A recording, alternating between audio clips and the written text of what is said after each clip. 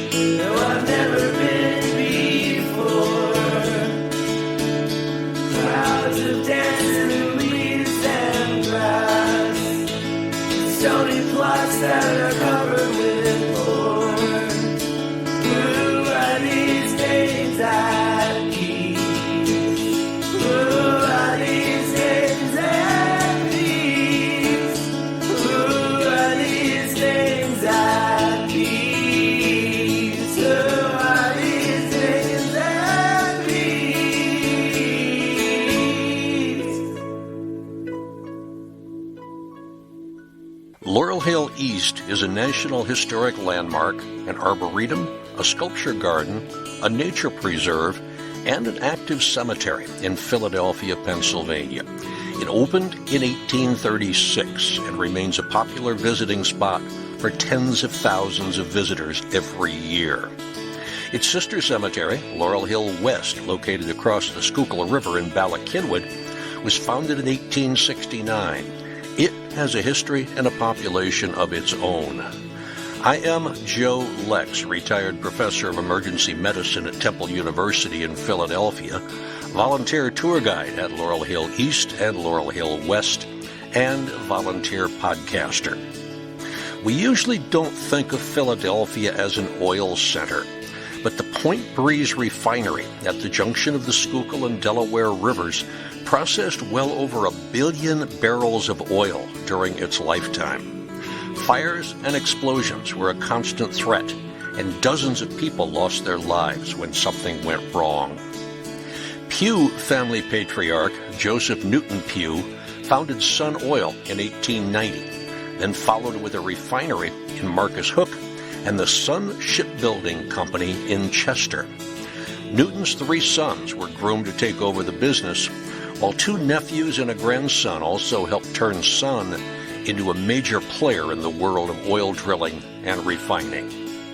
In this podcast, you're going to learn where oil comes from, how it is refined, and what happened at Point Breeze, as well as learn how the Pew brothers, Howard and Joe, became supporters of several political causes, some of them a bit shady, but how the philanthropy of the Pew family has helped make Philadelphia the world-class city that it is today.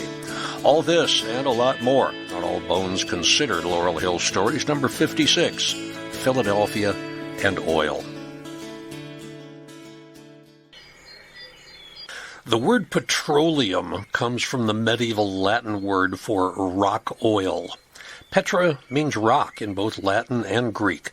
Think of petroglyphs, ancient images carved into rocks as works of art, or the ancient Jordanian city of Petra, which is literally carved out of rock. Oleum is from the Greek. It means oil. Think linoleum. Mausoleum, or rather mausoleum, on the other hand, is named for the massive grave of King Mausolus of Caria at Halicarnassus, one of the 7 wonders of the ancient world. It has nothing to do with the oleum of oil. Nowadays, the word petroleum is interchangeable with the term crude oil and the liquid forms of hydrocarbons. Petroleum is derived from fossilized organic material, like zooplankton, single-celled protozoans, multi-celled metazoans, and phytoplankton, like algae, which live near the surface of water where there is enough light to support photosynthesis. Plankton can range in size from less than 0.2 micrometers, that's the femtoplankton-sized marine viruses, up to megaplankton of more than 20 centimeters like jellyfish. Although some plankton can move vertically in water or air, plankton cannot propel themselves horizontally against a current or a wind. They are subject to movement depending on the surrounding currents. Marine plankton are comprised of more than 50% protein. They've got 5 to 25% lipids and not more than 40% carbohydrates. Millions of years ago, massive volumes of these remains settled to seabeds or lake bottoms, where the water had no dissolved oxygen, or they were covered with sediments such as mud and silt before they could decompose aerobically. A few feet below this sediment, water oxygen concentration was near zero, that is, stagnant water, and temperatures remained constant. But as more layers settled into the sea or lake bed, heat and pressure built up in the lower regions. This caused the organic matter to change, first into a waxy material known as kerogen. Kerogen is found in various oil shales around the world. Kerogen, which derives from the Greek wax birth, is estimated to contain 10 to the 16th tons of carbon. That makes it the most abundant source of organic compounds on Earth. Kerogen exceeds the total organic content of living matter, estimated at 10 to the 12th tons, by a factor of 10,000. Now, as more heat develops, catagenesis converts kerogen into liquid and gaseous hydrocarbons in what we would now call cracking. The Latin cata, as in catagenesis, means downward or against, catapult, cataclysm, catastrophe, catatonia. One of my favorite words, catawampus. Genesis, of course, means beginning.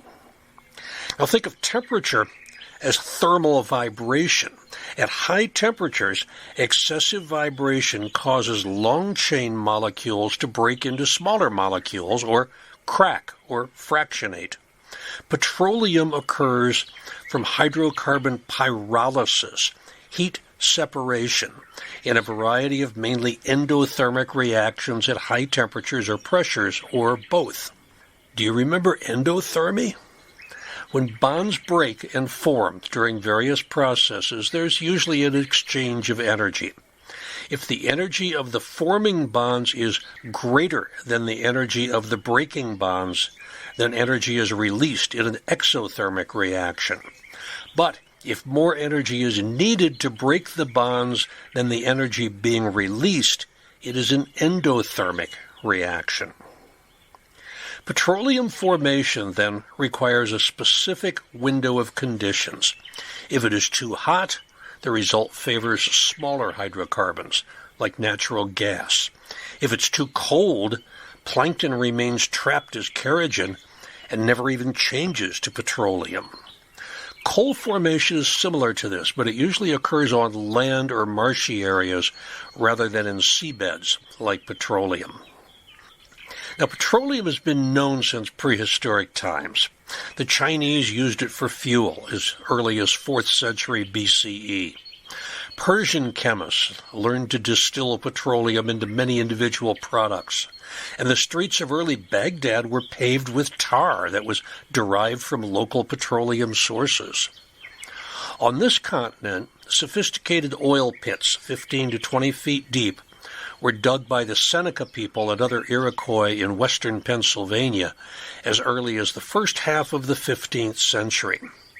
The French general Louis-Joseph de Montcalm encountered Seneca using petroleum for ceremonial fires and as a healing lotion during his visit to Fort Duquesne, now Pittsburgh, in 1750.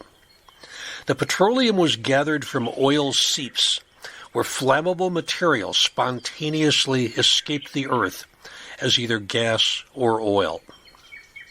A tiny town named Titusville in Crawford County in the northwest corner of Pennsylvania is where the oil industry was born in the United States in 1859.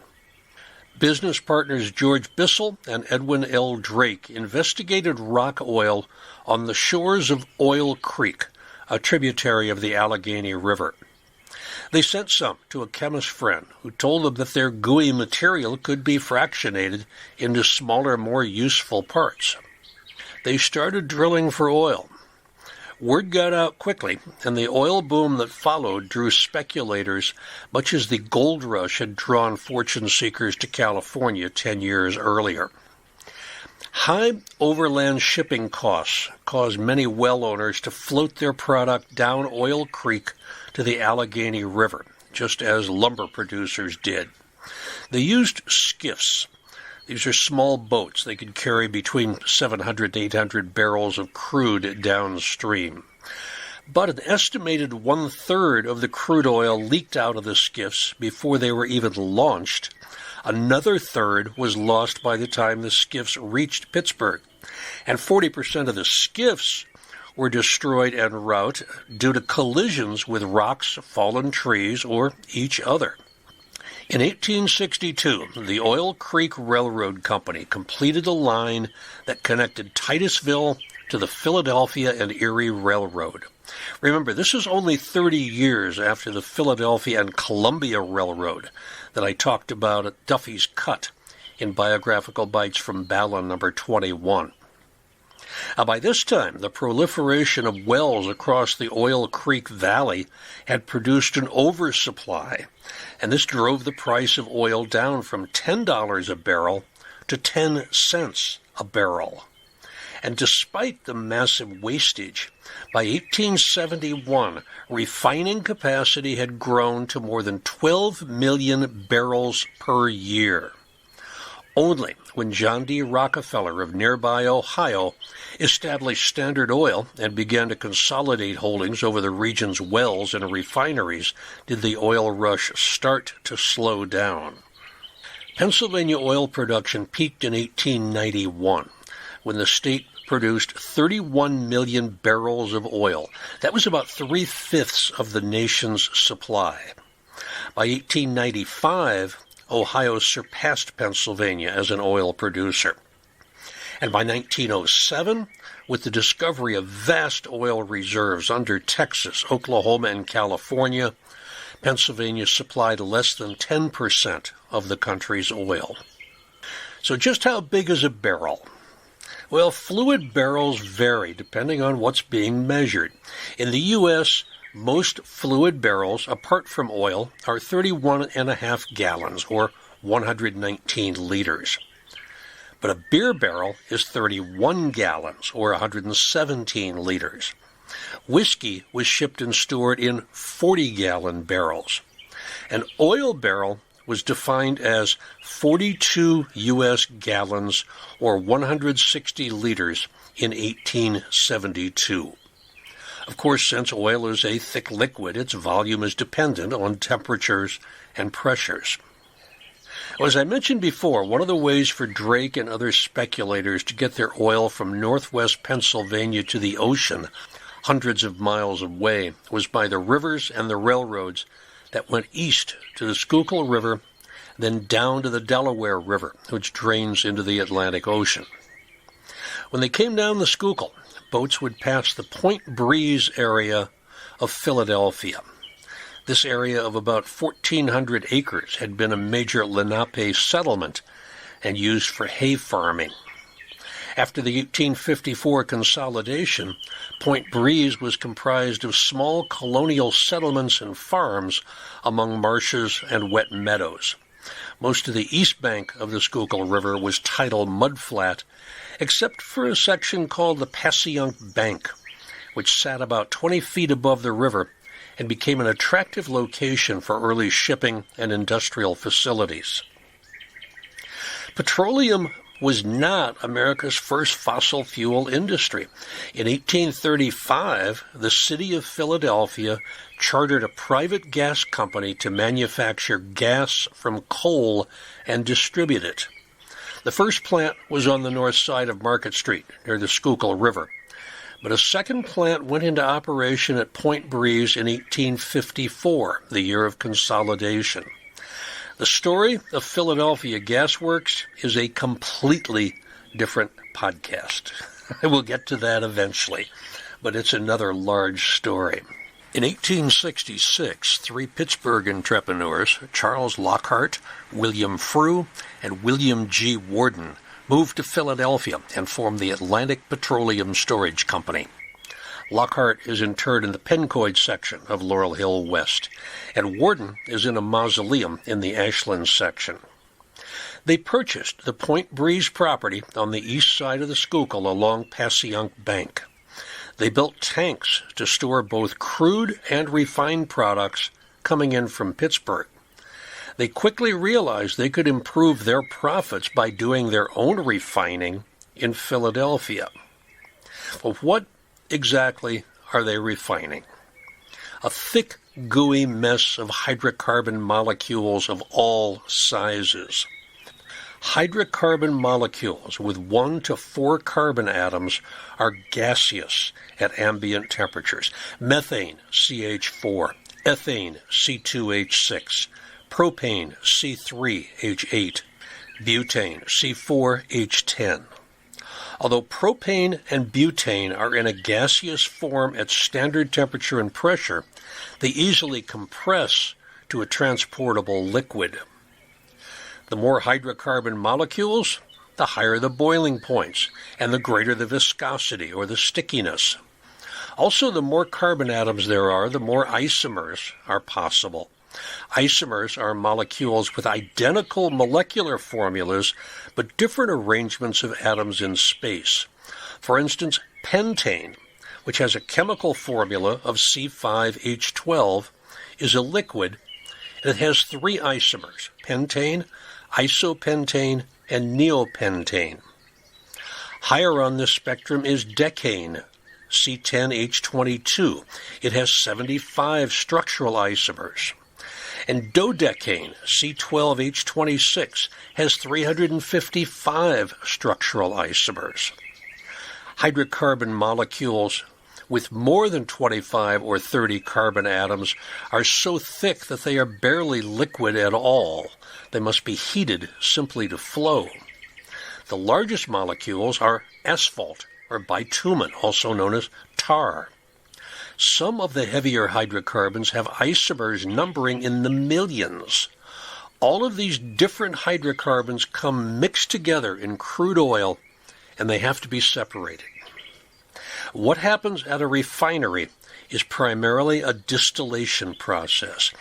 Distillation is the process of separating various components or substances from a liquid mixture by using selective boiling and condensation in an apparatus called a distiller or a still. Distillation was known to the Babylonians of ancient Mesopotamia. In Greece, Aristotle knew that water which condensed from evaporation of seawater was fresh and potable. Distillation uses the different boiling points of the hydrocarbons to evaporate them and then recondenses them again at different temperatures. This separates them into useful fractions. For example, hydrocarbons with between 5 and 12 carbon atoms are said to be in the gasoline range. Hydrocarbons with between 8 and 16 carbon atoms are said to be in the kerosene range. The term kerosene comes from the same root as kerogen, wax or waxing. Larger hydrocarbon molecules are used for lubricants, furnace fuels, and asphalt, among other uses. The name diesel fuel, also called heavy oil, comes not from the Greek or the Roman, but from the German scientist and inventor Rudolf Diesel, who built the first diesel engine in 1892. Petroleum diesel is a mixture of carbon chains that contain between 9 and 25 carbon atoms per molecule. Diesel is different in that it can be produced from any carbonaceous material, including biomass, biogas, natural gas, coal, and other raw materials. In the United States, diesel is stored in a yellow container to distinguish it from kerosene, which should be kept in a blue container, and gasoline, which should be kept in a red container. Octane, C8H18, with 18 structural isomers and 6 stereoisomers, is used colloquially as a short form of octane rating, an index of the fuel's ability to resist engine knock in engines that have different compression ratios. It is not true that using gasoline of a higher octane that an engine is designed for can increase power output. Since the mid-1940s, the compound adjective high octane has been used as an intensifier to mean powerful or dynamic. In the early days of the Atlantic refinery, which eventually occupied more than 1.6% of the land in Philadelphia, it mostly processed crude oil to recover the kerosene, which gradually replaced whale oil for illumination. The more volatile fractions, including gasoline, were considered waste. They were usually burnt off or, worse, dumped into the nearest river before it was discovered that these products could be used for power and heat. And as internal combustion engines were developed in the late 19th century, gasoline became more valuable. Those tall towers that you see when you drive past a refinery are the distilleries, or the stills. Crude oil is heated in a large furnace and fed into the still as vapor. The lightest hydrocarbons, butane and propane, rise to the top and are collected. Heavier hydrocarbons are captured at lower levels in the still. Light distillates near the top, like liquefied petroleum gas, gasoline, naphtha, followed by middle distillates, kerosene, diesel, jet fuel, fuel oil, heavy distillates, lubricating oil, heavy fuel oil, and at the very bottom, paraffin wax and asphalt. Many industries have been built up over these so-called waste byproducts, and more than 6,000 items are currently made from them, including fertilizer, floor coverings, perfume, insecticide, petroleum jelly, soap, vitamin capsules, and so on. By 1871, John D. Rockefeller owned nearly all the refineries in Cleveland, which gave him control of about 1/4 of the nation's refining capacity. He next set his sights on the Pittsburgh and Philadelphia refineries, which controlled another 1/4 of refining capacity. In 1874, Lockhart and Worden sold their operation to Rockefeller's Standard Oil Company in exchange for Standard Oil stock. By 1907, Worden owned 5,800 shares of Standard Oil. Each was worth about $400. This was certainly far less than John D. Rockefeller's 248,000 shares, but still a sizable amount. By 1879, Rockefeller and Standard Oil Trust controlled more than 90% of the nation's refining capacity. Now, the Atlantic Refining Company was a distinct corporate entity within the Standard Oil Trust, and it acquired the Philadelphia Refining Company's business on the north side of the Philadelphia Gas Works in 1878. The North Yard came to specialize in the heavy products, while the South Yard treated light fuels. Further improvements made at Point Breeze led to a process of continuous distillation in which a series of connected stills brought the oil to successively higher temperatures, each still evaporating a different fraction of the hydrocarbons. William M. Irish, whom Rockefeller brought in from Ohio, developed a tower distillery in 1904. Most of the crude oil could now be vaporized and passed through various condensers which distilled different fractions of hydrocarbons. Irish is interred at Laurel Hill West in the Moreland section. Now, the Sherman Antitrust Act led to the breakup of Standard Oil in 1911, when it was selling more than 80% of kerosene used in the nation and supplied more than 90% of the lubricating oils to U.S. railroads. Atlantic, again, became an independent corporation, but it no longer had the steady stream of crude that Standard had supplied it. Now it had to bid against other refineries, also made independent by the breakup. And now 80% of its Point Breeze products went to overseas markets. In 1926, the Gulf Oil Corporation opened its refinery at Girard Point, contiguous to Point Breeze. Sunoco acquired both plants in 1988 and 1994. I'll talk more about Sunoco and Sun Oil in the next section of the podcast. Over the past 2 centuries, humans have developed a huge dependence on petroleum, and they've recognized the two-faced nature of the product from the beginning. Thanks to gasoline and the internal combustion engine, relatively long-distance and high-speed personal mobility has become almost effortless. But fossil fuel waste produces air pollution, which causes more than 3 million deaths per year, and is one of the top contributors to human death. And collection, transportation, and processing of fossil fuels can cause other forms of pollution of both land and water, not to mention the occasional catastrophe at refineries where dozens of people can be killed. In 1884, the ground in and around Point Breeze had absorbed so much petroleum product that the groundwater supply in the neighborhood was unfit for consumption. The Philadelphia Gas Works built a 10-inch water line along Passyunk Avenue, from Broad Street to Schuylkill Avenue along the river, to supply good water to the Point Breeze area. After it was built, they gave it to the Philadelphia Water Works. Local newspapers frequently reported fires, explosions, multiple injuries or deaths at the refineries. For instance, in 1879, lightning sparked a catastrophic fire at Point Breeze on the 11th of June.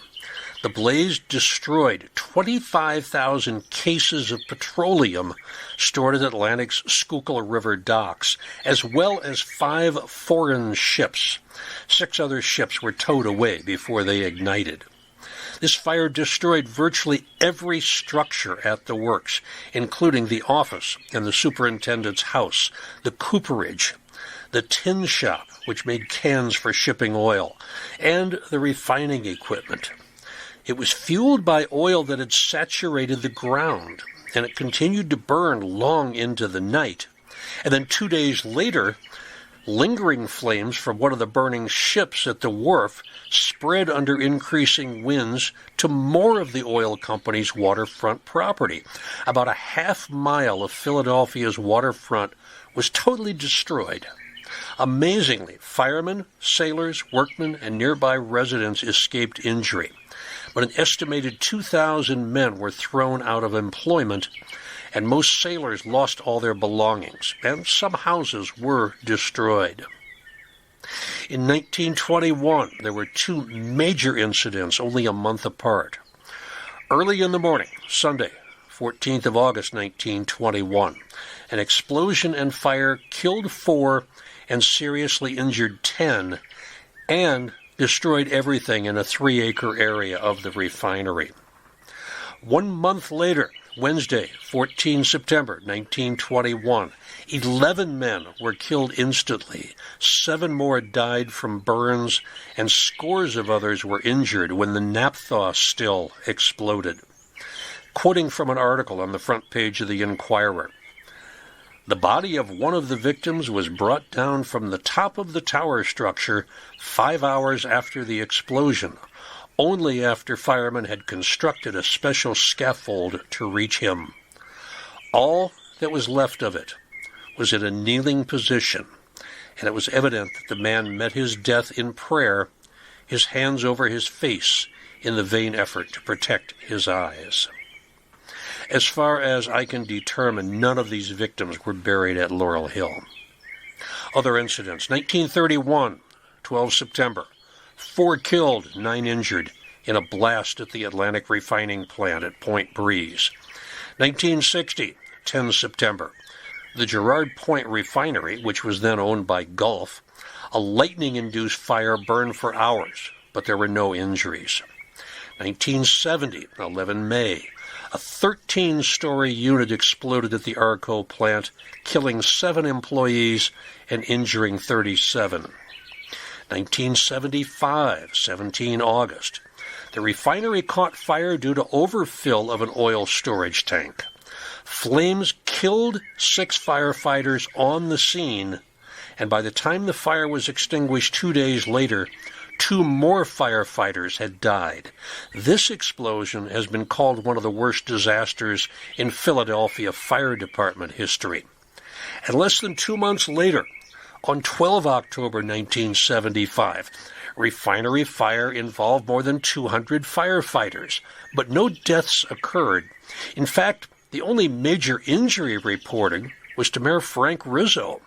He was standing 13 blocks away on Passyunk Avenue when an explosion set a wall of heat to him and his party and caused them to instinctively bolt from the source. The 6'2", 250-pound mayor collided with his 6'8", 260-pound bodyguard and crashed to the ground. The newspapers reported that he suffered a broken femur.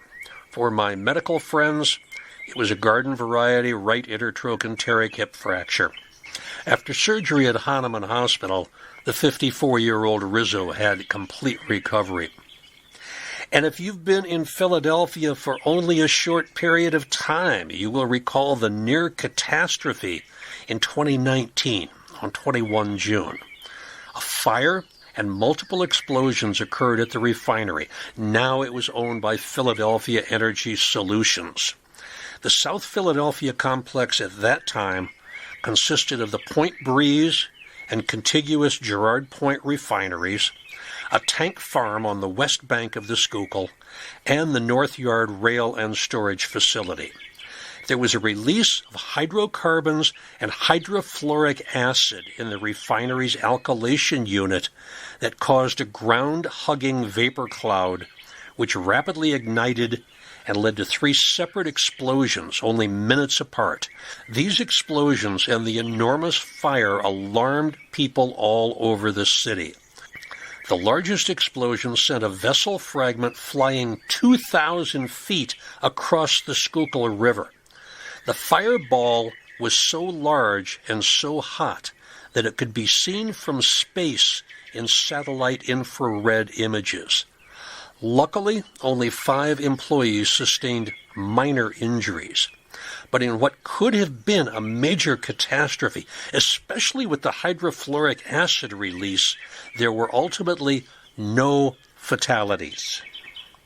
Less than a month later, the refinery announced it would shut down operations and it filed for bankruptcy. This caused a loss of more than 1,000 jobs, not to mention contractors, and there was an immediate nationwide spike in the price of gasoline and in gasoline futures. This closure had reduced the country's refining capacity by about 2%. The old refinery land has been rebranded. It's now the Bellwether District. It's being repurposed as a state-of-the-art e-commerce, life science, and logistics campus. The term bellwether dates to the 15th century. It refers to the practice of placing a bell around the neck of the lead wether, the male sheep. A shepherd could then note the movements of the animals by hearing the bell even when the flock was not in sight. Nowadays, a bellwether is a leader or an indicator of trends. You can find more at their website, thebellwetherdistrict.com. But the days of the refinery are gone. This is one of those months when I only have 2 parts to the podcast for you. The long part is coming up. If you like the podcast, please leave a review, especially at Apple Podcast.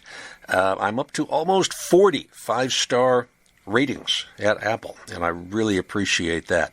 You can get in touch with me also, joe@joelex.net. I'm more than happy to listen to your questions and queries about the podcast or Laurel Hill Cemetery. November at the cemeteries is still a busy month before the hard, cold winter sets in.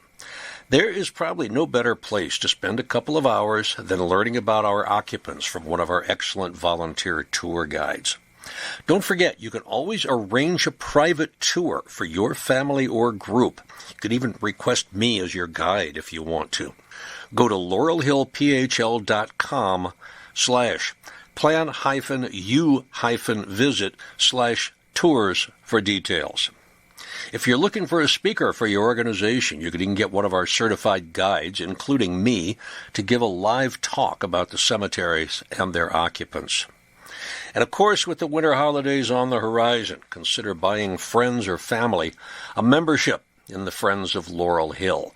Membership gets you discounts on all the tours, special members-only events, discounts in the gift shop, and lots more.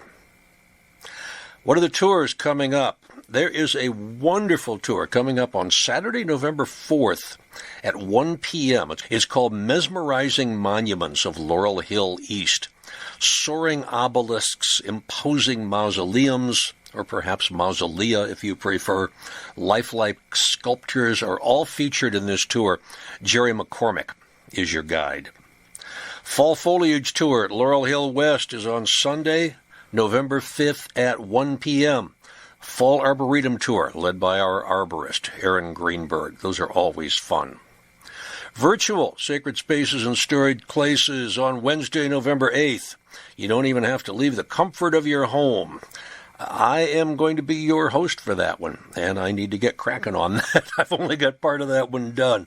But that's coming up, a virtual tour of West on November 8th at 6:30 p.m. It's free. It's free. Just sign up for it. We'll send you the link. Now, a members-only event is on November 9th. It's called Inside the Archives of Laurel Hill. And once a year, the folks at the archives, the folks at the gatehouse, pull little treasures out of the archive, make them available for members who are interested to inspect. It's really a treat. That's one of the advantages of membership. Another of our annual events, we do this every year on or about November 10th. This year it's on a Friday. That is the anniversary of the Marine Corps, which was founded here in Philadelphia. At 11 a.m., we meet at the tomb of General Jacob Zeilen, the first Marine Corps general. And then one of our military experts, Andy Waskey, will give a brief tour of some little-known military bigwigs near the Zeilen Monument. It's worth going to this just to see the Marines show up in their dress uniforms. There's a Hotspots tour, Saturday, November 11th, 10 a.m. at East. That's Pat Rose. Brand new tour that Jackie Mann is bringing this year. It's called Stagecoaches and Omnibuses, Victorian Transport. I'm really curious to see what she comes up with on that. That's going to be Saturday, November 18th from 1 p.m. until 3 p.m. at East. There is a tour that is outside the cemetery on Saturday, November 18th at 11 a.m. That is the Pocket of Paradise Fall Walking Tour. That is with our cooperation, but that is by another organization. It's free, but there is an RSVP required. Do a walking tour of the surrounding neighborhood. Really interesting. Sunday, November 19th, Joan Zubris does her Philanthropists of Laurel Hill East tour, Giving Back. That is at 1 p.m. There's a Hotspots tour on November 24th at 10 a.m. That is Tom and Patty Stringer. There's a Sacred Spaces and Storied Places tour on Saturday, the 25th at 10 a.m. That's at West, and Linda Blowney will be giving that one.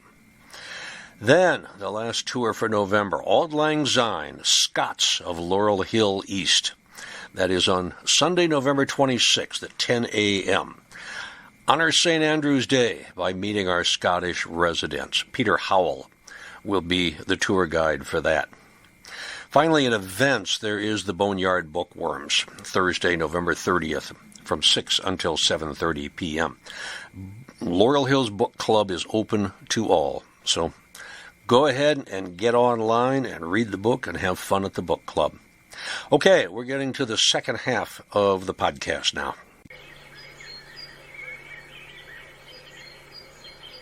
In the second act of the musical Hamilton, Aaron Burr and the title character have a musical conversation about General Hugh Mercer.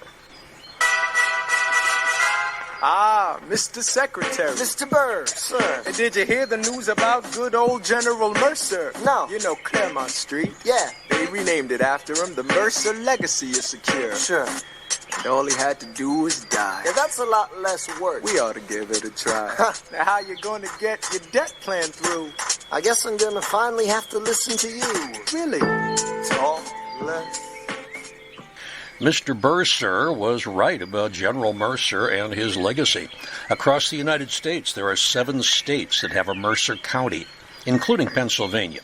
It's up in the oil boom territory in the Northwest, just adjacent to Crawford County. It was created in 1800. The county seat is also named Mercer. That was founded in 1803. Plus, there's a Mercersburg in Franklin County near the Mason-Dixon line, just 7.5 miles north of Maryland. There is also a Mercerville in Hamilton Township in Mercer County in the middle of New Jersey. If you've visited Laurel Hill East, you have probably seen Hugh Mercer's monument and grave. After his death at the Battle of Princeton in 1777, he was initially interred at Christ Church on 2nd Street, but his remains were reburied at Laurel Hill East in 1840. And yes, Hugh Mercer will eventually get his own podcast. One of the first settlers in what was to become Mercer, Pennsylvania, was John Pew, P-E-W. He moved to the region from Virginia in 1797 with his wife, the former Elizabeth Vaughn, and 4 children. 11 more children were born to them in Mercer. 2 of them died in infancy. The Pew patriarchs had arrived in the New World in the mid-17th century and had slowly migrated west as new opportunities and territory became available. The Pews were a deeply religious family. Their children had biblical names: John, William, Mary, Hannah, David, Joseph, James, and so on. During the War of 1812, the 2 eldest Pew boys, Samuel and Abraham, saw active duty in the Mercer Light Brigade and Mercer Blue.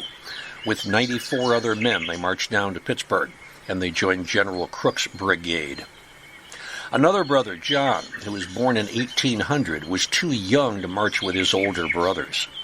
In 1823, he settled on a spread 2 miles south of Mercer, and he married Nancy Glenn, 1804 to 1877, and they raised their 10 children together. The youngest son was Joseph Newton Pew, born on 25 July 1848, when his father was 48 and his mother was 44. The Pews were strong abolitionists, and their Mercer farm was a stop on the Underground Railroad as enslaved African Americans made their way north to Canada. The Pew children were not home educated. From the time they were old enough, they walked 2 miles each way to and from school in Mercer every day. Starting in 1834, Pennsylvania had a public school system that was universal and open to all. The Commonwealth required local districts to tax themselves for public education that was to teach a common language and the values of U.S. education. Young Newton, as he was called, did so well in school that at 18 he was asked to teach in a one-room school in the tiny community of London, Pennsylvania. That's a few miles south of Mercer. The money that he earned and saved as a teacher from 1866 to 1869 permitted him to attend Edinburgh, Pennsylvania Normal School for 1 year. When Newton Pew turned 22, he opened a real estate business in Mercer, but there wasn't a lot of activity in this small town of fewer than 1,500 people. But real estate was booming in the next county north, Crawford, where, as I said in the first part of the podcast, oil had been discovered in 1859 at Titusville. Newton opened a real estate office there, adding the services of insurance and loans. And in just a few years, he had amassed a personal fortune of nearly $40,000. That is now worth about $750,000. In 1874, he won the hand of Mary Catherine Anderson, whose father, George K. Anderson, was a prominent Titusville banker who owned oil property in the area. The same year that his daughter married Newton Pew, Anderson served as Republican state senator for a 2-year term.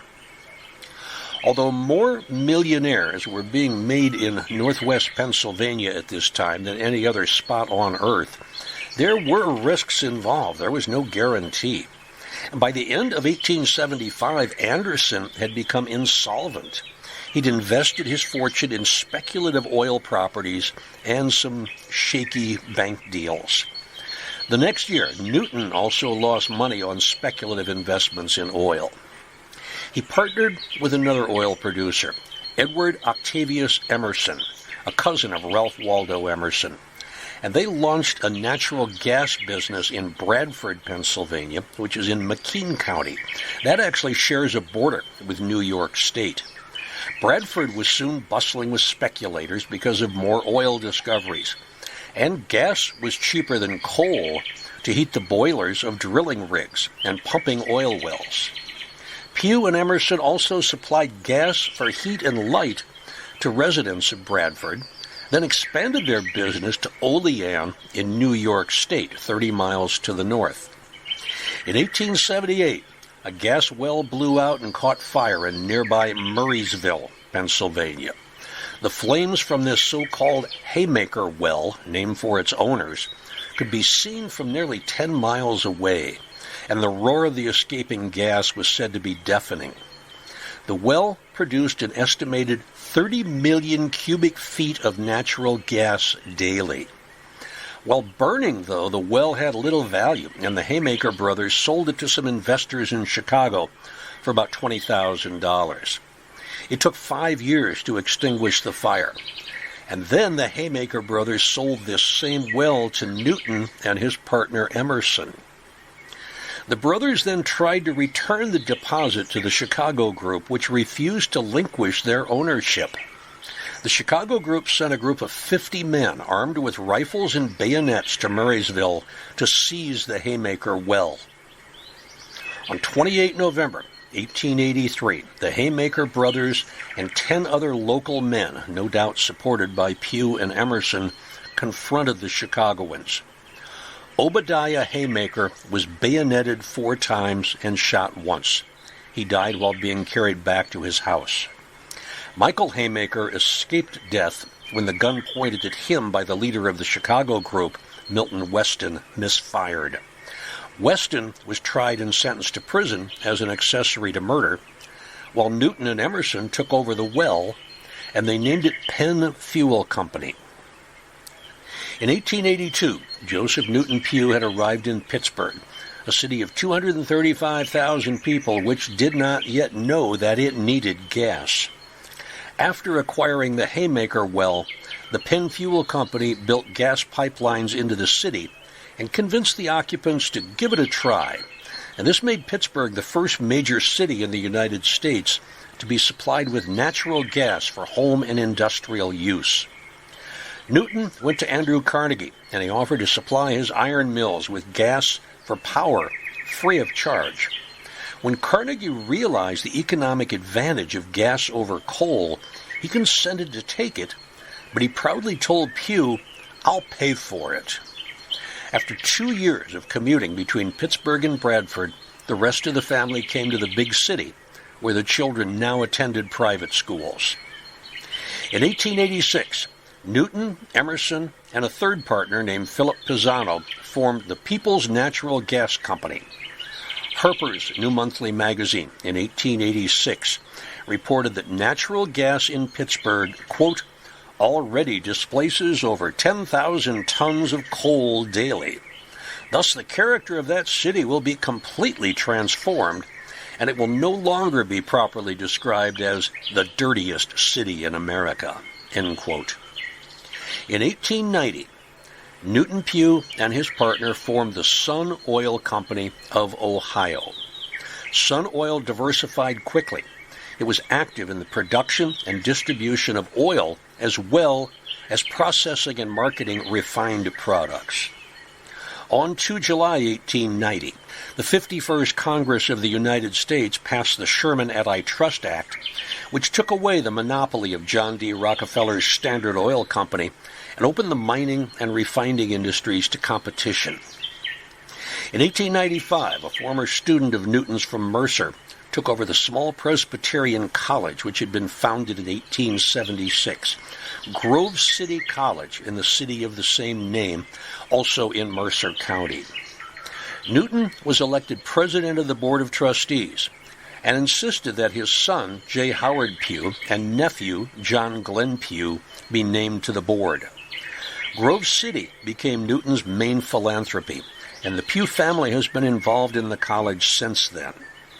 Grove City College is a Christian non-denominational college with 2,400 undergraduates, which the college attempts to keep 50% each male and female.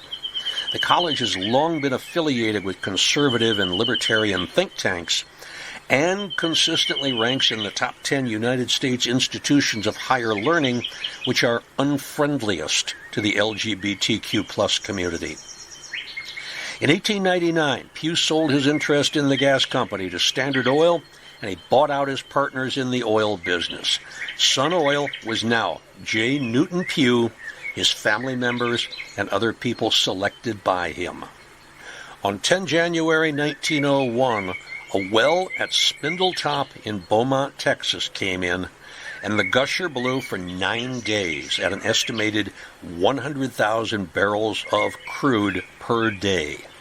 The companies Gulf Oil and Texaco were quickly formed to take advantage of the new discovery, while Pew incorporated the Sun Company New Jersey, obtained leases for crude and refining in Texas, arranged for tank ships to transport crude to the East Coast, and constructed a new refinery in Marcus Hook, just a few miles downriver from Philadelphia and the Point Breeze refinery. Sun would be the first of 7 refineries in the town. They were at a site called Lindenthorpe Park, which had been a popular resort for Philadelphians. There was a beach, a dancing pavilion, picnic grounds, and a half-mile racetrack. By late June of 1901, there were 13 gushers on Spindletop, and the United States oil boom began in earnest. In 1904, Newton and his family moved from Pittsburgh to Philadelphia to the Biddle House on Walnut Street. And a year later, Joseph Newton bought a beautiful house in a 16-acre estate on Morris Avenue in Bryn Mawr. He named it Glenmead in honor of his mother, Nancy Glenn. William Lightfoot Price was architect for the new house, which became the scene of lively social activities, especially for the 2 sisters, 21-year-old Ethel and 16-year-old Mabel. In fact, Newton's son Howard met his wife, Helen Thompson, at one of these soirees, and the couple stayed together for 57 years. Howard and Helen were unable to have children of their own, so they adopted 3, Roberta, George, and Frances. Newton's family members were getting involved in the business. And I warn you, this can all be very confusing because of name similarities. 3 sons, Arthur, James Howard, who went as J. Howard Pew, and Joseph Newton, Jr., who went as Joe Pew, had been groomed to take over Sun Oil, as were 2 nephews, sons of Newton's older brother, Thomas Pew. Nephew James Edgar Pew, known as J. Edgar, began working at his uncle's gasworks when he was 16 years old. And in 1896, he took charge of sales and marketing at Sun's Toledo refinery.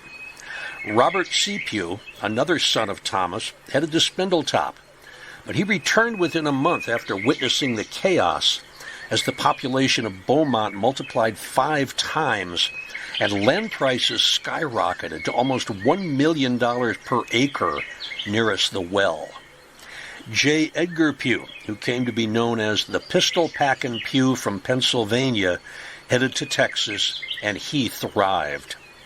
In addition to Thomas, Newton had 2 other older brothers, James, 1838 to 1862, who was killed at the Battle of Fredericksburg, and John Glenn Pew, 1835 to 1922, who was shot in the abdomen in the closing days of the Civil War, but he lived on for an additional 57 years.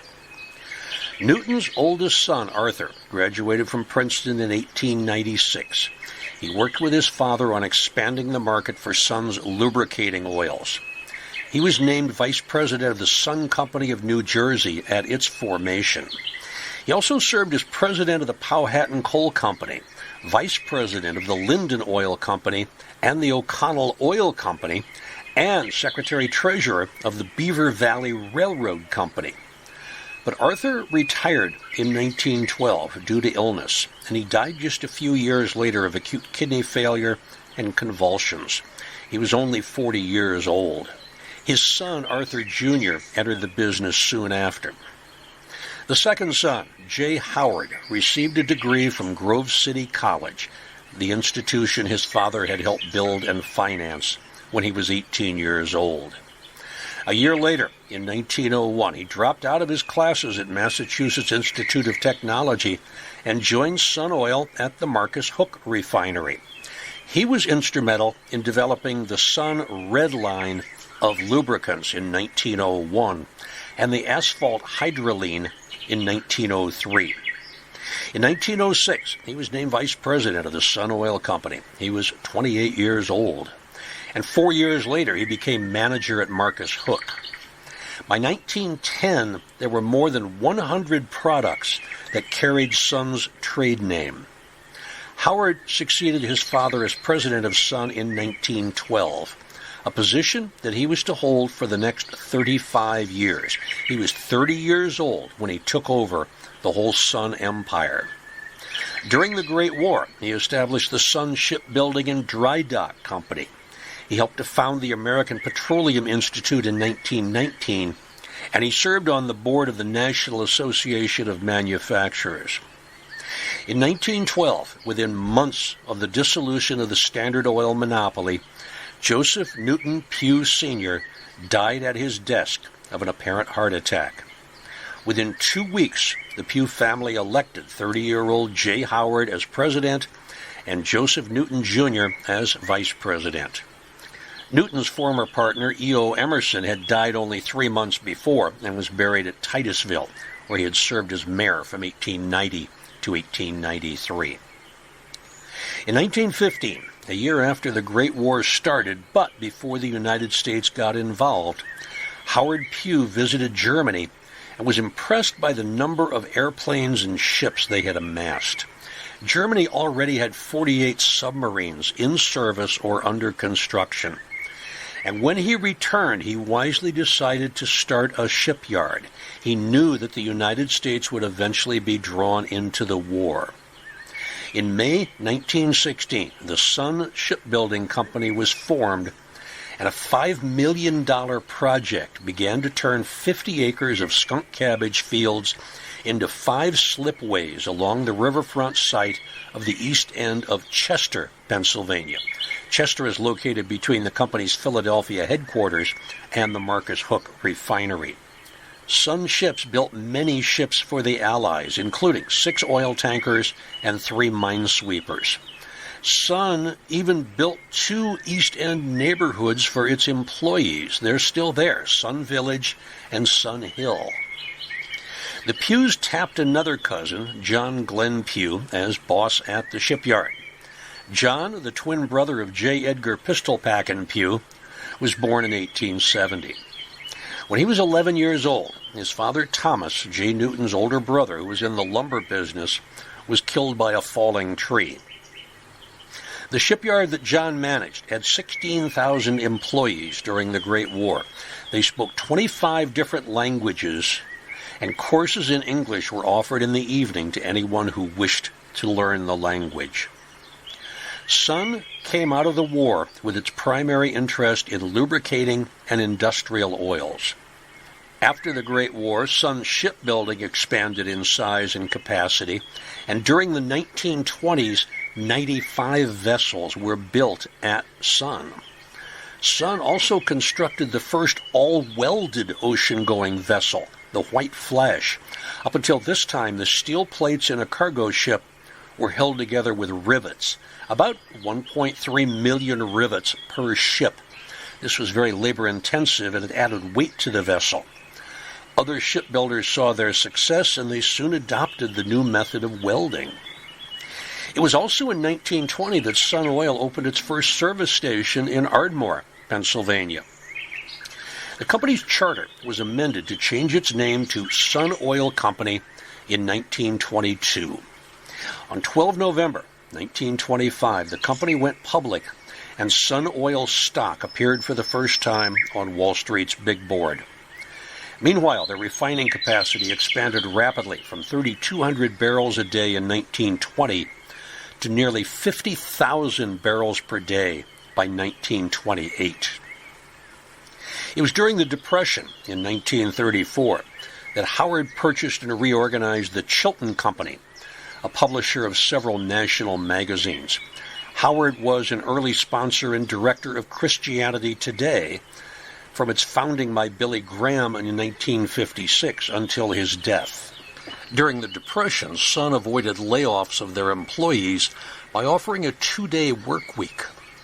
At a time when jobs were scarce, Sun Ship employees could still support their families, working only 2 days a week. Now, by the time World War II started for the United States in 1941, Sun was among the country's 5 largest shipyards. They had 8 slipways. During the war, it added 20 more slipways, and Sun Ship became the country's largest shipyard. It extended more than 1.5 miles of riverfront in Chester. At its peak during the war, the company employed more than 35,000 workers at 4 shipyards and was the largest private sector employer of African Americans in the country. Plus, it employed 2,800 women in the shipyard. Now, controversially, Sun segregated many of the black workers to yard number 4. This decision posed a real quandary for African Americans. Should they postpone full integration for the sake of economic improvement, or should they pass up the opportunity to improve their vocational experience and economic condition for the ultimate goal of total equality in a fully integrated society? Going deeply into this problem is beyond the scope of this podcast. I have included a reference in the bibliography that examines this dilemma very, very closely. Sun Shipbuilding built 281 T2 tankers during World War II. That's about 40% of the U.S. wartime total, and more than the entire British Empire was able to construct in the same period. The T2 had a capacity of 141,000 barrels, and it was used to transport oil at all stages: crude, fuel oil, diesel oil, and gasoline. And it could move at about 14.5 knots per hour, just over 16 miles per hour. But German submarines struck terrible blows to Allied ships and sank more than 3 million tons of tankers in 1942 alone. Sun and other shipbuilders kept up and replaced the losses. About 18,500 Sun Ship employees served in the U.S. Armed Forces during the war, and 173 died in service to their country. In addition to tankers, Sun built hospital ships, cargo ships, escort carriers for the United States Maritime Commission, and it repaired 1,200 ships at its dry dock. John Glenn Pew Jr., son of the director, had an uncanny ability to look at a ship for a day or two and then come up with an estimate for its repair and be within 1% of the ultimate cost of that repair. John Glenn Pew Sr. died in 1954. He's interred at Arlington Cemetery in Drexel Hill, along with his wife, Eva Alice Weitzel Pew, 1872 to 1958. Sun Shipbuilding was sold to Pennsylvania Shipbuilding in 1982, and that closed in 1989. In 2006, a casino opened on the site, which since May 2012 has been in operation as Harrah's Philadelphia. That's the old Sun Shipyard. During J. Howard Pew's 35 years as president of Sun Oil Company, the enterprise grew 40-fold. That's 40. In 1947, he stepped down when he reached the age of 65, and he handed the reins over to the company's 37-year-old comptroller, Robert G. Dunlop, who served for 23 years. Dunlop, who died in 1995, is also interred in the Franconia section of Laurel Hill West Cemetery. Howard lived for 24 years after he retired, and he spent many of those years giving away his money. When he died on 27 November 1971, his personal fortune was estimated to be $400 million. His good friend Billy Graham delivered the eulogy. Joseph Newton Pew Jr., who went by Joe, was the youngest son. He graduated from Cornell in 1908. As an undergraduate, Joe was captain of the track team, and he won the IC4A championship in the hammer throw. He became vice president of Sun in 1912 when he was 26, and he became chairman of the board in 1947. In 1916, he married Alberta C. Hensel, and they had 5 children. He assisted in the founding of Sun Shipbuilding and was general manager of the Linden Oil Company and vice president of the O'Connell Oil Company. Joe was the visionary of the company. He was the one behind the effort to develop gasoline without tetraethyl lead, and he created the higher-octane Blue Sunoco. When Franklin Delano Roosevelt was elected president in 1932, he started to roll out his plans for a New Deal, which included regulating the stock market and banking industry, pouring millions of dollars into work relief programs, Social Security, and guaranteeing workers the right to unionize and collective bargaining. FDR also promised to cut oil production and fix or freeze prices as part of the National Recovery Act Petroleum Code. Because of this, Pennsylvania was one of only 6 states who voted for the incumbent Herbert Hoover, and they supplied 36 of the 57 electoral votes that he received. More than half of the electoral votes for Hoover came from Pennsylvania. This was due a lot to the efforts of Howard and Joe Pew. Howard said, "The hand of government on business is the cold, clammy hand of death, and it must eventually destroy everything it touches." After surviving an assassination attempt in Miami in February, Roosevelt took office on 4 March 1933.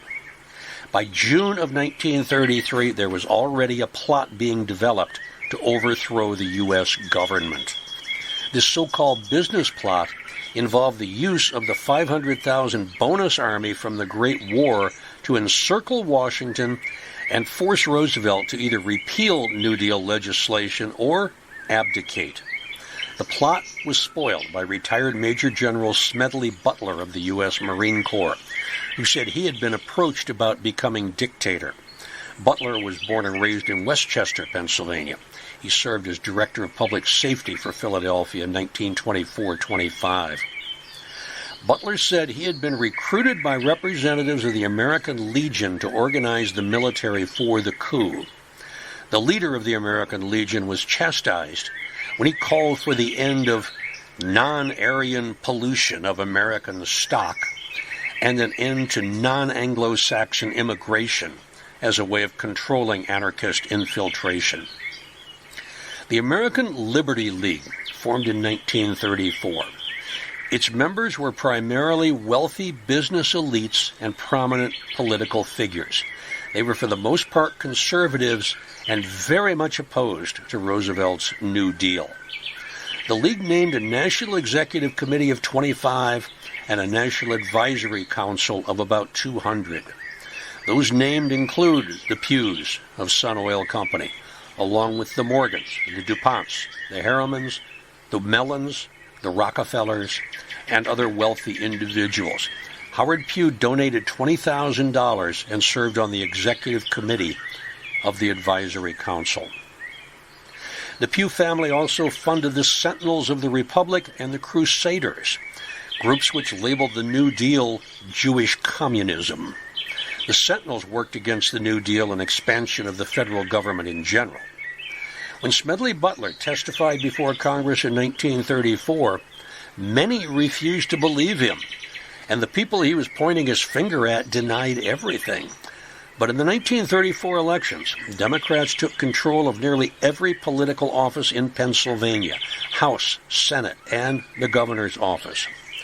Howard and Joe Pew dug in their heels even further to resist the New Deal. Joe Pew was on the cover of Time magazine, 6 May 1940. Here's what it said about him. One of the men who hated FDR the most was Joseph Newton Pew, Jr., known as Joe Pew, or alternatively as Boss Pew, or simply referred to as Republican Pew. He put his convictions and dollars to work. He became Pennsylvania's GOP boss by the simple but tremendous expedient of putting up the money. Kind of sounds like Boy's Penrose, doesn't it? Pew took control of the Republican Party in Pennsylvania, and he helped fund a national public relations campaign against Roosevelt before the 1936 election. He handpicked the GOP party chairman. He hired a propagandist on a 3-year contract at $20,000 a year. Then he bought the Farm Journal. It was a magazine with a circulation of about 1 million, and then he later merged it with The Farmer's Wife. These became a vehicle to get his Republican message across to people around the country. Pew's money and influence paid off. And although Roosevelt was reelected by a massive margin in 1936, he had 523 electoral votes compared to 8 for Republican Alf Landon. In 1938, Pennsylvania Republicans regained the governor's seat, both houses of the state legislature, a majority of the state congressional seats, and they now controlled both seats in the U.S. Senate. The Pews seemed to lose interest in politics as war started in Europe, but Roosevelt never forgot or forgave. In 1939, there was a competition to build the next bomber for the U.S. Army Air Corps. A Texas design engineer, Vincent J. Bernelli, easily won with his radical flying fuselage design. His A-1 fighter bomber design won an Army Air Corps competition over Boeing, Douglas, and Lockheed designs, and gained the support of Air Corps General Henry Hap Arnold. Bernelli's craft carried 2,000 pounds more bombs, it used 60% less fuel, and it required a runway that was only 50% as long as other planes for both takeoff and landing. Plus, it was cheaper to build. The Army Air Corps stated, "It is essential in the interest of national defense that this Bernelli procurement be authorized." Bernelli was invited to the White House for the final signing of the contract.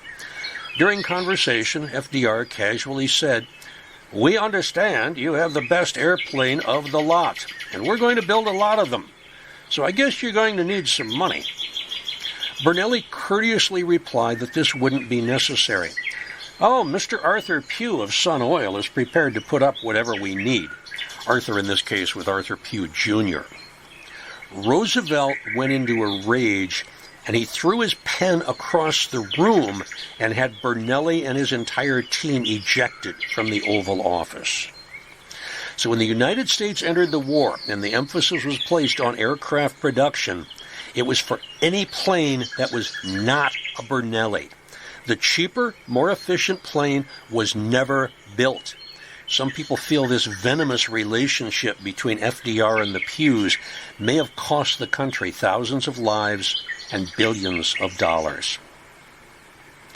An internal Sun Oil review found in 1943 that Sun's lack of goodwill with the military retarded the wartime use of its catalytic cracking process, which was the only one available in the late 1930s and early 1940s.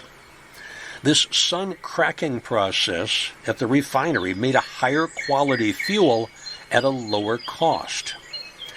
After Roosevelt's death in 1944, Sun Shipbuilding and Sun Oil both did a booming business with the U.S. government.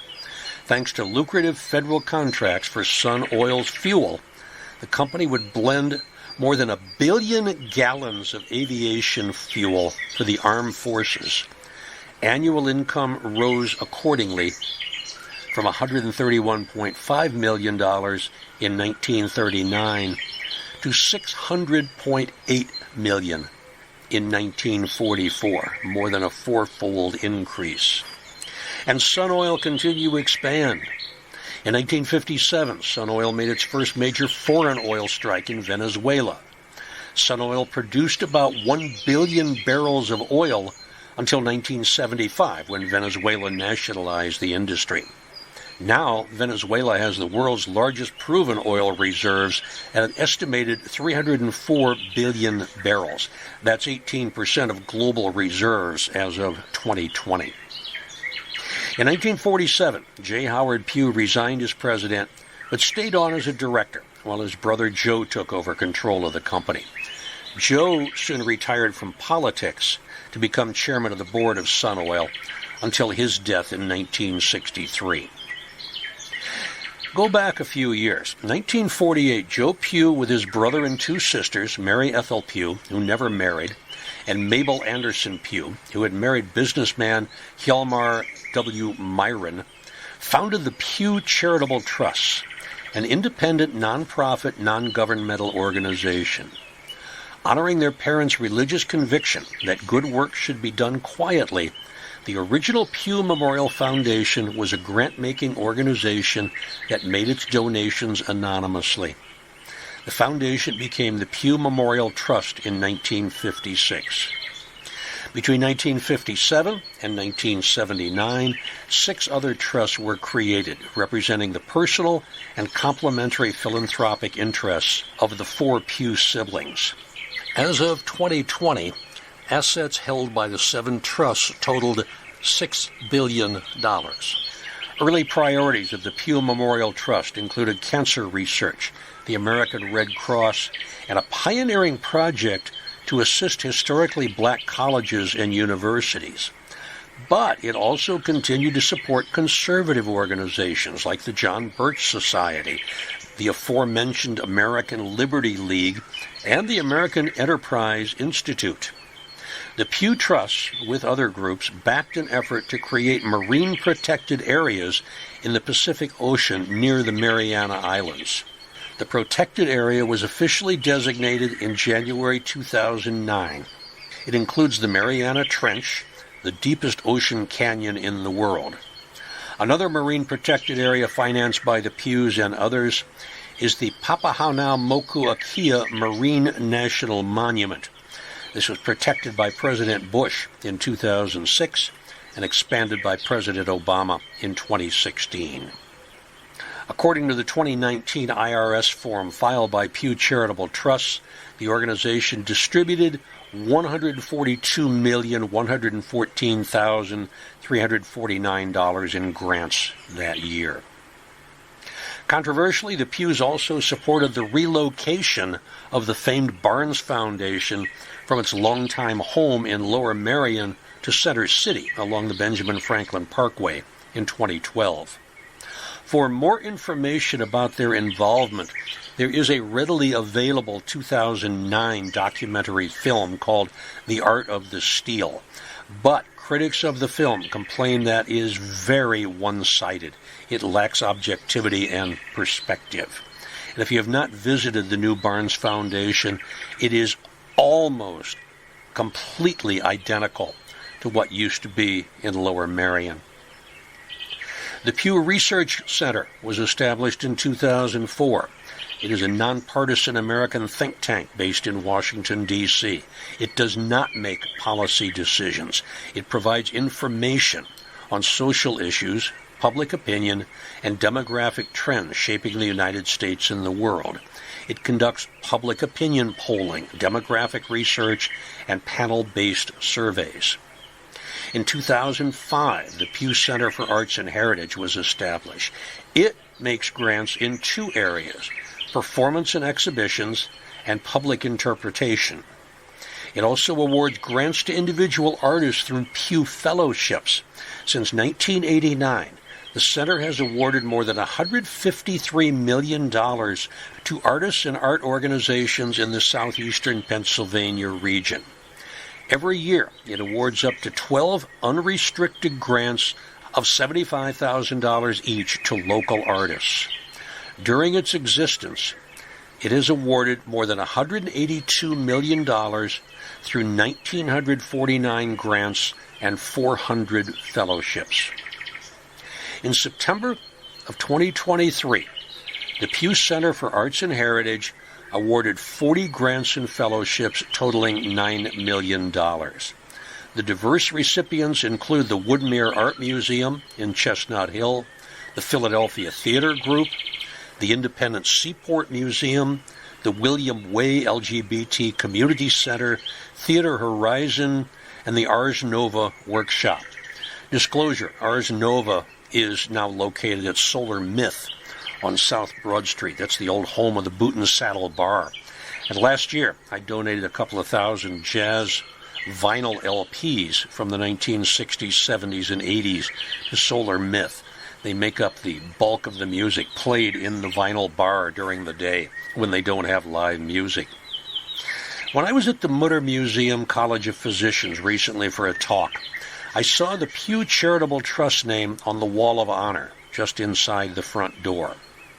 When I go to the theater, I will often see that Pew has made generous donation to the company which is presenting the show. The Pew imprint is scattered all over the city. At Laurel Hill West, the Pew family has one of the largest mausoleums. It is in the Franconia section, not far from the front gate and the funeral home. Don't bother to look for the family name over the door, or if you do, you're not going to see anything. It's instead on what you would call the front porch, just the three letters, P-E-W. There are also 4 massive urns beside the steps leading up to the door. In death, as in life, the Pews are still together. By my count, there are 17 people in the mausoleum, including Patriarch Joseph Newton Pew and his wife, Mary Catherine Anderson Pew, whose name is on the property deed. They have a place of honor on the back wall of the mausoleum. It's under the stained glass angel. All 5 Pew second-generation children are also interred there. There are 2 stacks of 4 crypts each on either side wall. In other words, 16 possible crypts. Oldest son, Arthur Edmund Pew, who died at 40, and his wife, Helen Daisy Crocker Pew, are on the right side. Daisy outlived Arthur by 28 years. Their oldest son, Arthur Edmund Pew Jr., the man willing to financially back Bernelli, was initially buried with them. He was reinterred to yet another Franconia lot, number 393. It's just a short distance from his parents and aunts and uncles. Son number 2, John Howard Pew, and his wife, Helen Jennings Thompson Pew, are on the left. Howard outlived his wife by 8 years. He died in 1971. Daughter number 1, Mary Ethel Pew, as I mentioned before, never married. She lived from 1884 to 1979. She was an active and generous philanthropist. She is on the left.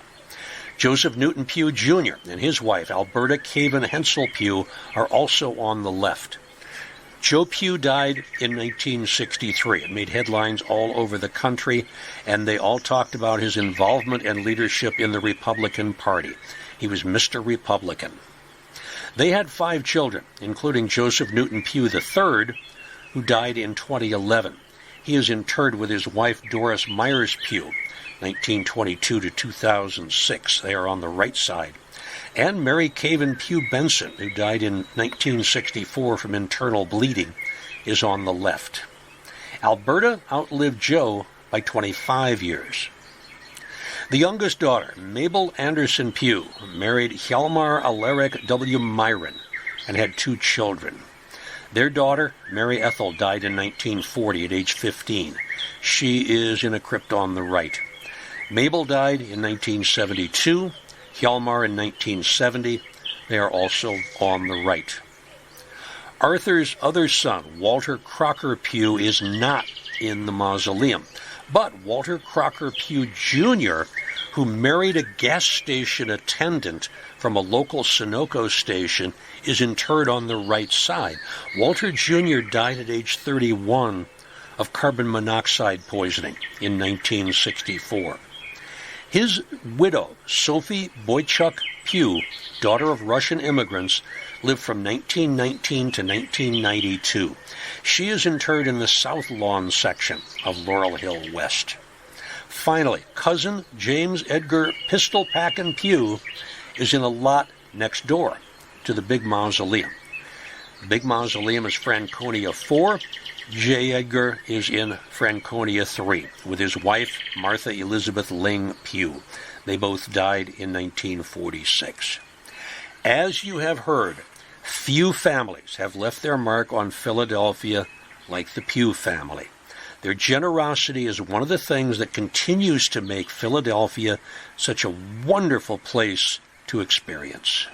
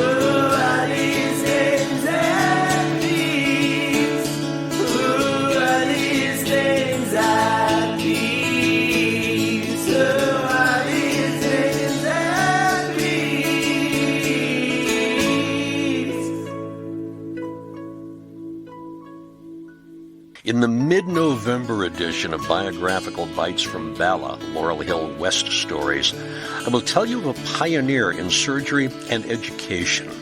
Isidore S. Ravden got his medical degree from the University of Pennsylvania Medical School in 1918. He was the fourth generation of Ravden physicians. He participated in and oversaw much groundbreaking surgical research. He joined the military. He became a major general.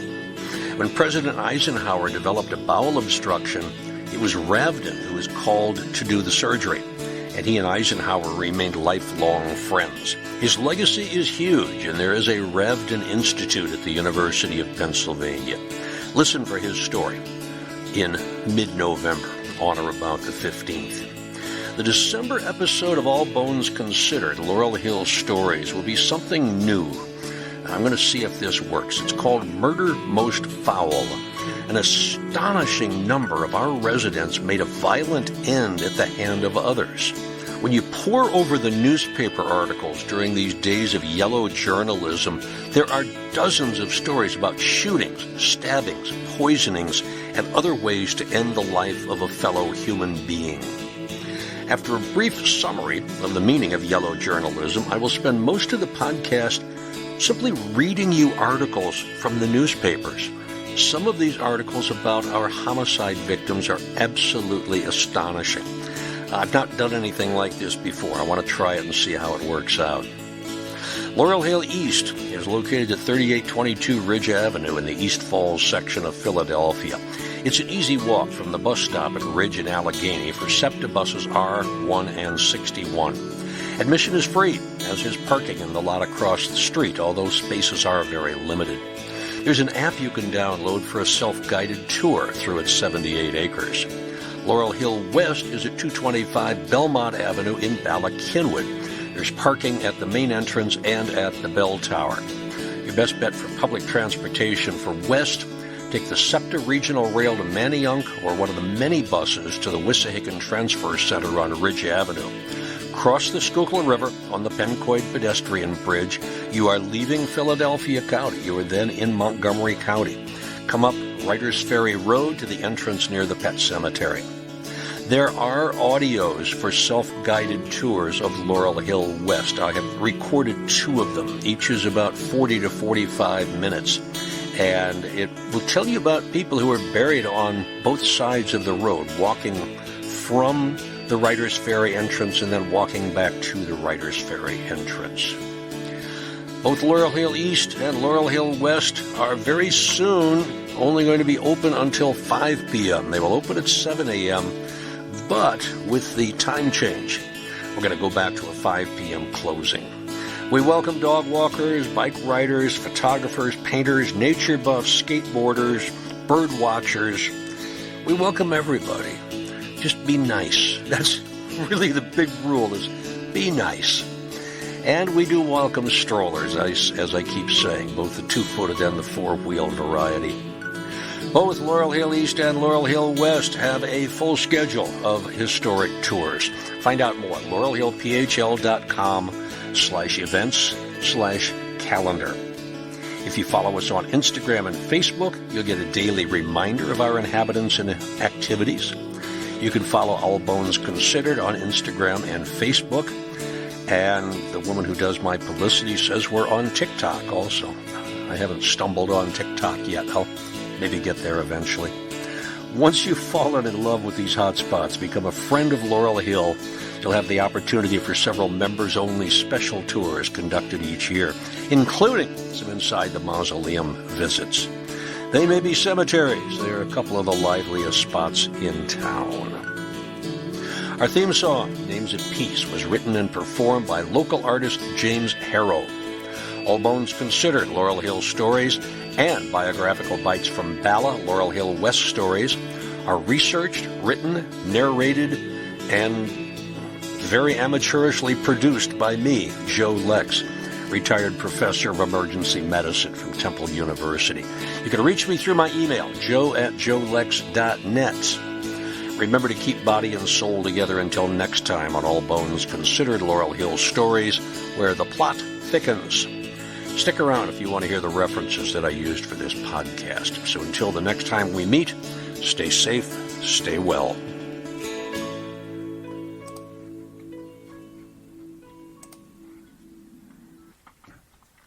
As far as references, I think the biggest help was an article called Pennsylvania's Petroleum Industry. The author is Ernest C. Miller. It was in Pennsylvania History, a Journal of Mid-Atlantic Studies, July 1982, volume 49, number 3, pages 201 to 217. Another useful article was Abundance, Dependence, and Trauma at Philadelphia's Point Breeze Petroleum Refinery, a mirror on the history of Pennsylvania's oil industry. The author, Frederick L. Quivik, Q-U-I-V-I-K. This was a long article, and it was chock full of information. It was in the Pennsylvania Magazine of History and Biography, volume 139, number 3, October 2015, pages 265 to 292. I told you about the Sun Shipyard segregating all of its African-American workers to shipyard number 4, and I didn't really go into details on that. Somebody has done a detailed study of that. The title of the article is Pie in the Sky versus Meat and Potatoes, the Case of Sun Shipyard number 4. Author John M. McClarnon. And the journal was the Journal of American Studies, April 2000, volume 34, number 1. Living in America, Recent and Contemporary Perspectives, pages 67 to 88. Fascinating article. It really is. It asks a lot of questions that still haven't been answered. As far as the Pews, I got a lot of information from their website. I got a lot of information from different online sources. Obviously, if it's coming from the Pews, it's not going to tell the bad things. You have to dig a little bit to find those things. There is an article called Political Machines and National Elections by Dayton David McKean. It's from the Annals of the American Academy of Political and Social Science, September 1948, pages 46 to 52. From the Chester Times, 1954. An article called John G. Pew Sr. represented the highest type of citizenship, the obituary for John Glenn Pew Sr. And it's really a nice obituary. It gives a lot of personal information about John G. An article from 1971 in the New York Times, which is called The Shy Super Rich Behind Sun Oil. And it tries to give a fair look at the Pew dynasty, mentioning a couple of dozen Pews by name and explaining where they fit into the big puzzle of Sun Oil and Sun Shipbuilding and the rest of the offshoots. It also talks a lot about the philanthropic donations that are made. And then there are pamphlets that are actually put out by Pew. Pew at 75, the Pew Charitable Trusts. Pew at 75, that was released just in spring of this year. It has a history of the charitable trusts, pictures of the 4 first-generation children on the cover. Then The Life and Times of Joseph Newton Pew Sr., 1848 to 1912, is a booklet that was published by Pew also. I got a lot of information about the early Pew family from a book called Faith and Freedom, the Journal of a Great American, J. Howard Pew, that was published in 1975. The author, or the compiler actually, is Mary Senholz, Sennholz. And that is from Grove City College, Grove City, Pennsylvania, as I said before, 1975. Sun Shipbuilding and Dry Dock Company, 1916 to 1982, a short history. This was done by John Costello, Vice President and Historian, and David Kavanaugh with a K, President and founder of the Sun Ship Historical Society. They're trying to digitize a lot of the information from Sun Ship at their website. And they have a nice general article that's only about 5 or 6 pages at all. But it gave me good background on Sun Shipyard. The website for that is sunship.org. And finally, an article called Strategic Philanthropy, Pew's Approach to Matching Needs with Resources. This is published in Health Affairs, Volume 18, Number 3, 1999. If you're interested in the way that the Pew philanthropy works, you might want to check this out. Pages 228 to 233. Okay, that's it. I hope to catch you on the next podcast, and maybe I'll see you at the cemetery. Stay safe, stay well.